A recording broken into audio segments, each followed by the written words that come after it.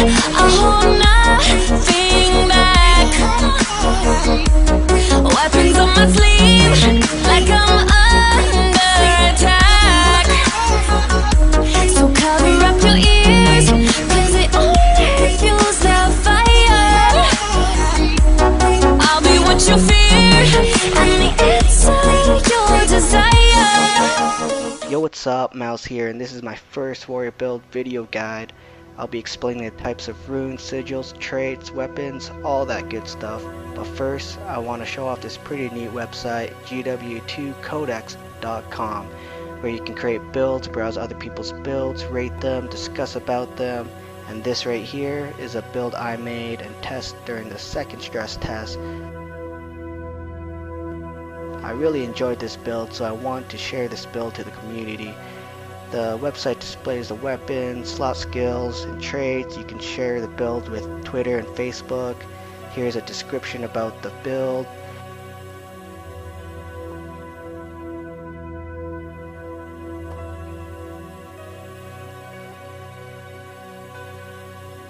And down below you can post comments, talk about what you like and don't like, share ideas, etc.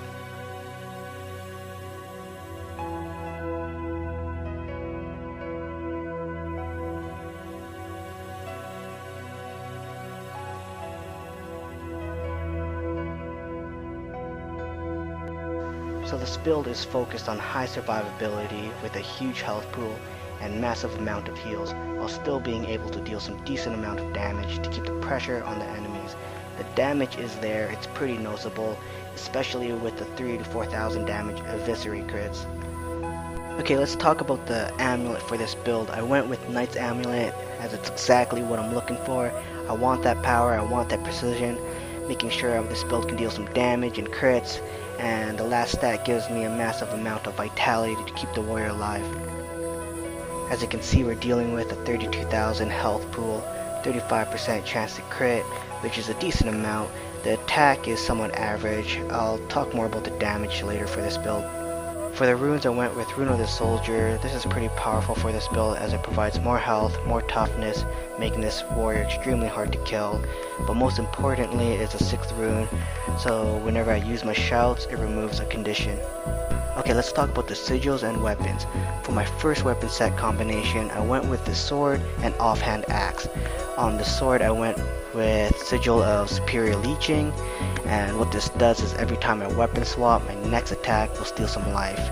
This heals me for about 1,000 health. On the offhand, I went with Superior Water, which gives me a 30% chance to heal myself and nearby allies whenever I attack. This heals for about 370. On my second weapon set, I'm using an axe and a shield.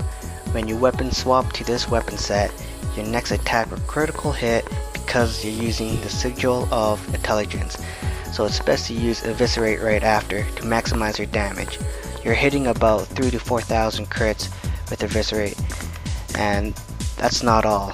On your shield, you have a Sigil of Leeching, which once again heals you for 1,000. Now let's take a look at the traits. I've put 20 points into defense. This will help out your healing and survivability with more armor. I went with Shrug It Off, so whenever your health reaches 25%, you will endure pain, becoming immune to damage for 5 seconds. This will give you some time as you wait for healing and shout cooldowns to go off. For the next trait, I went with Turtle's Defense. Once again, the idea behind this build is survivability. Plus 200 toughness is pretty damn good, especially when fighting enemies that are more focused on dealing direct damage. For example, if you're fighting a warrior with a great sword, chances are he's gonna bolt charge or throw bullets at you, then deal massive damage with the 100 blades. Turtle's Defense will help you survive that combination because you're stunned or immobilized, which grants you 200 toughness. I've put 30 points into tactics. My first pick on the trait line is Lake Specialist. This will make Throw Axe and Hamstring immobilize the target. The trait is really nice when you want to do a rotation such as Leap, Hamstring, which then immobilize, making it easier to Whirlwind Axe them to death. My second pick for this trait line is Lung Capacity, which decreases the cooldown of shouts by 20%. This allows me to use a shout every 20 seconds, which is pretty huge considering what the shouts provide. For the Grandmaster trait, I went with Vigorous Shouts, which makes Shouts heal. The amount of heal is about 1300. Once again, this build provides a lot of healing for the warrior. I then put 20 points into Discipline. The first important trait I wanted was Inspiring Shouts. Whenever I use a shout, I gain Adrenaline.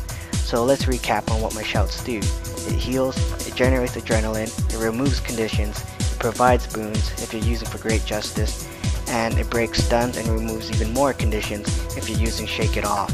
You can do this every 20 seconds. Yeah, that's pretty damn good. The second important trait I wanted was Fast Hands, which reduces your weapon swap cooldown, meaning you can weapon swap every 5 seconds. This is important for your sigils, since you want to weapon swap every time you can. Every 5 seconds means that you can heal for 1000 from leeching. The last trait is Mobile Strike. Using a movement skill such as Savage Leap, Eviscerate, or Shield Bash will break Immobilize. This is very helpful as you want to keep close to your enemies and put constant pressure.